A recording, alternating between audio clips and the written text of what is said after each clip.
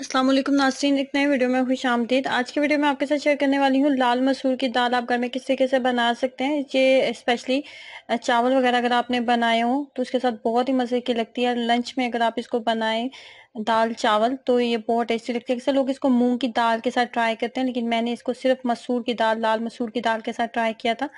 बहुत ज़्यादा टेस्टी बनती है। इस रेसिपी से ज़रूर ट्राई कीजिएगा और अपना एक्सपीरियंस मेरे साथ ज़रूर शेयर करें। तो कैसे बनाएंगे इसको, आइए जानते हैं। इसको बनाने के लिए मैंने 1 कप के करीब लाल मसूर की दाल ली है और ये 7 से 8 अफराद के लिए काफ़ी होगी। काफ़ी ज़्यादा मिकदार में ये बन जाती है।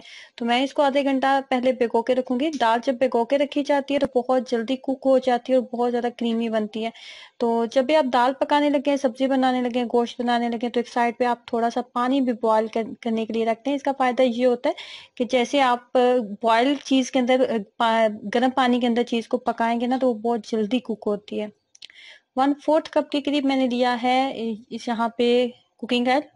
1 कप का चौथा हिस्सा कुकिंग ऑयल लेने के बाद एक छोटे से साइज का प्याज इसके अंदर ऐड कर देंगे। और प्याज को हमने बहुत ज्यादा इसके अंदर जो है ब्राउन नहीं करना।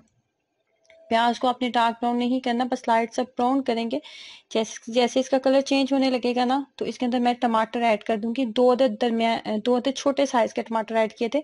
अगर आप के पास छोटे साइज के नहीं है, दरमियाने साइज का या बड़े साइज का टमाटर है ना, तो फिर आप एक ही डालें।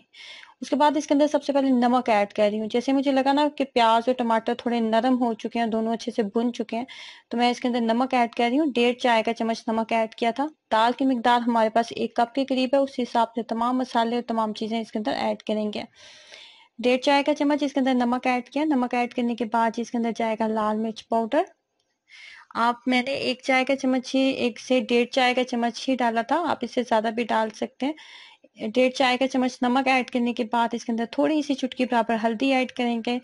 और उसके बाद जी इसके अंदर जाएगा जीरा पाउडर, जाएगा इसके अंदर जीरा पाउडर मैंने इसके अंदर डाला था।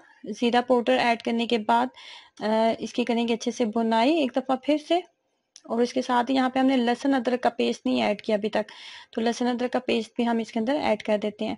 लहसुन अदरक का पेस्ट ऐड करने के बाद थोड़ा सा पानी भी ऐड कर लेंगे ताकि मसाला और लहसुन अदरक का पेस्ट जो है वो नीचे ना लगे। थोड़ा सा मामूली सा बस मैंने पानी ऐड किया था। यहाँ पे हम जो है इसके अंदर दाल ऐड कर देंगे। दाल को मैंने भिगो के रखा था और तकरीबन आधा घंटा हो चुका है, दाल भीग चुकी है अच्छे से।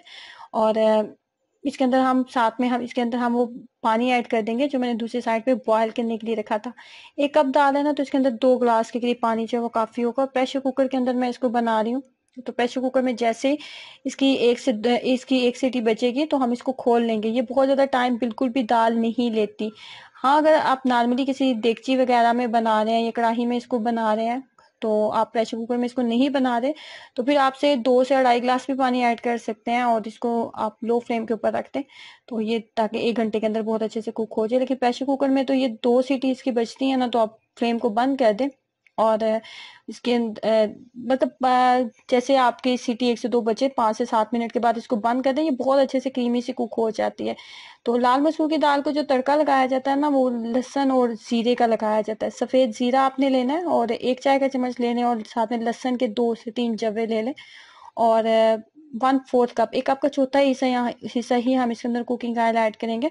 और उसके बाद हम इसको, इसका कलर चेंज होने तक हम इसको अच्छे से कुक कर लेंगे। यहाँ पे एक बात का ख्याल रखना है कि किसी भी चीज को आपने ओवर कुक नहीं करना। जीरे को और जो लहसुन था उसको बहुत ज्यादा डार्क नहीं कर लेना। इसका नुकसान ये होता है कि आपकी दाल का टोटली टेस्ट चेंज हो जाएगा और बिल्कुल भी आपको टेस्टी नहीं लगेगी। तो जरूर ट्राई करें लाल मसूर की दाल और अपना एक्सपीरियंस शेयर कीजिएगा। अल्लाह हाफिज।